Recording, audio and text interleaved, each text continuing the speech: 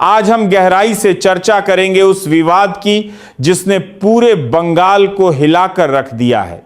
वो है सायर यानी स्पेशल इंटेंसिव रिवीजन या सर विवाद और वोटर लिस्ट से लाखों नाम कटने की कथित साजिश। दोस्तों, कल्पना कीजिए एक आम परिवार की जहां पिता ने सालों तक देश की सेवा की, आर्मी में काम किया, लेकिन चुनाव के समय जब वोट डालने जाते हैं तो पता चलता है उनका नाम वोटर लिस्ट से गायब है। उनकी पत्नी का नाम है लेकिन उनका और बच्चों का नहीं।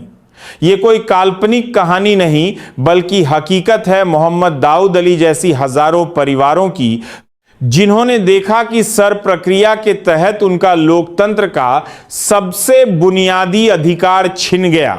पश्चिम बंगाल में करीब 91 लाख वोटरों के नाम मतदाता सूची से हटा दिए गए, जो कुल वोटर्स की करीब 12% संख्या है। ये आंकड़े चुनाव आयोग के अपने आंकड़ों से आते हैं और इन्होंने पूरे राज्य में तूफान खड़ा कर दिया है। चलिए शुरू से समझते हैं। पश्चिम बंगाल में विधानसभा चुनाव अप्रैल 2026 में 2 चरणों में हुए। इससे पहले चुनाव आयोग ने स्पेशल इंटेंसिव रिवीजन यानी सर का अभियान चलाया। इसका उद्देश्य था वोटर लिस्ट को साफ करना, मृतक वोटर्स, शिफ्ट हो चुके लोग, डुप्लीकेट नाम और फर्जी वोटर्स को हटाना। लेकिन आलोचकों का कहना है कि यह सफाई अभियान असल में एक तरफा साजिश था, खासकर उन इलाकों में जहां मुस्लिम आबादी ज्यादा है या जहां तृणमूल कांग्रेस की पकड़ मजबूत मानी जाती थी। सर प्रक्रिया के तहत पहले तो लाखों नामों को संदिग्ध करार दिया गया, फिर क्लेम और ऑब्जेक्शन का दौर चला, लेकिन लाखों लोगों की अपील पर सुनवाई नहीं हो पाई या ट्रिब्यूनल तक मामला पहुंचने से पहले ही नाम कट गए। नतीजा, करीब 63 लाख नाम एब्सेंट, शिफ्टेड, डेड या डुप्लीकेट के रूप में हटाए गए और करीब 27 लाख नामों का फैसला ट्रिब्यूनल पर छोड़ दिया गया। लेकिन चुनाव से पहले कई नामों का स्टेटस अनिश्चित रहा। मुस्लिम बहुल इलाकों जैसे मुर्शिदाबाद, मालदा, दक्षिण 24 परगना में डिलीशंस की संख्या काफी ज्यादा बताई गई। कुछ रिपोर्ट्स तो ये कहती हैं कि डिलीट हुए नामों में मुस्लिमों की संख्या उनकी आबादी के अनुपात से ज्यादा थी। दोस्तों, ये विवाद सिर्फ आंकड़ों का नहीं है, ये लोकतंत्र की जड़ों को छूता है। जब एक आम नागरिक जो सालों से वोट डाल रहा था अचानक पाता है कि उसका नाम गायब है, तो उसके मन में क्या भावनाएं उभरती होंगी? गुस्सा, निराशा, बेबसी। एक पूर्व आर्मी टेक्नीशियन का परिवार जहां सिर्फ पत्नी का नाम बचा, बाकी सब गायब।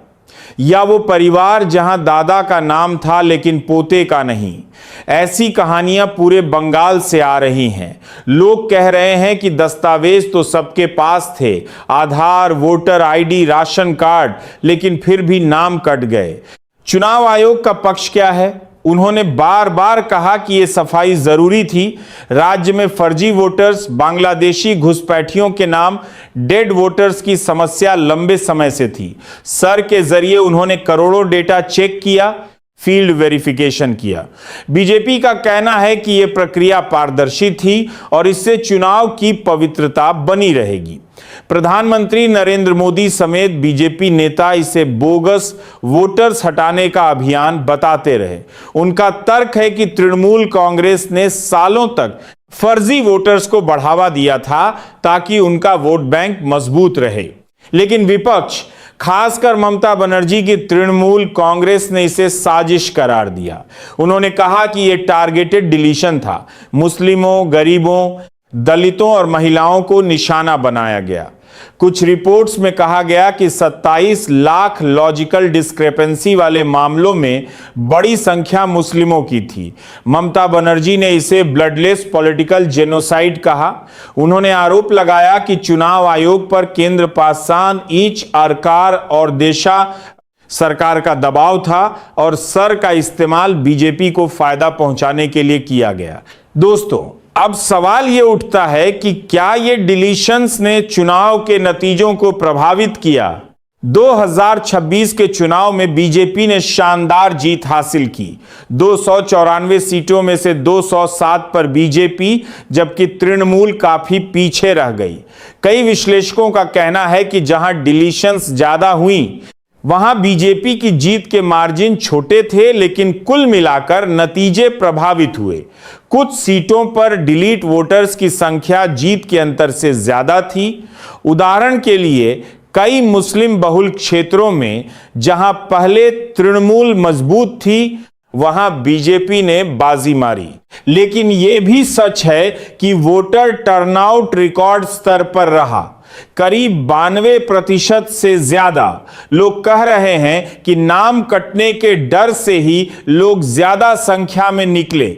मतलब विवाद ने जागरूकता बढ़ाई, लेकिन साथ ही बंटवारे की भावना भी पैदा की। चलिए अब विस्तार से समझते हैं सर प्रक्रिया कैसे चली। अक्टूबर 2025 से शुरू हुए इस अभियान में बूथ लेवल ऑफिसर्स ने घर घर जाकर वेरिफिकेशन किया, लेकिन आलोचकों का कहना है कि कई जगहों पर ऑफिसर्स ने बिना पूछे नाम काट दिए। कुछ जगहों पर एल्गोरिदम का इस्तेमाल हुआ, जहां एक ही परिवार के अलग अलग सदस्यों के नाम कट गए। सुप्रीम कोर्ट में भी याचिकाएं दाखिल हुईं। कोर्ट ने ट्रिब्यूनल्स के जरिए अपील सुनने को कहा, लेकिन समय कम था। कई मामलों में फैसला चुनाव के बाद आया। बंगाल की सियासी हकीकत को समझें तो यहां लंबे समय से हिंदू मुस्लिम ध्रुवीकरण की कोशिशें होती रही हैं। ममता बनर्जी की सरकार अल्पसंख्यक वोट बैंक पर निर्भर रही। दोस्तों, हम इस मुद्दे पर और गहराई से चर्चा करते रहेंगे। आप क्या सोचते हैं? क्या सर सही था या साजिश? कमेंट्स में जरूर बताएं। अगली चर्चा में मिलते हैं, तब तक सतर्क रहिए, जागरूक रहिए। धन्यवाद।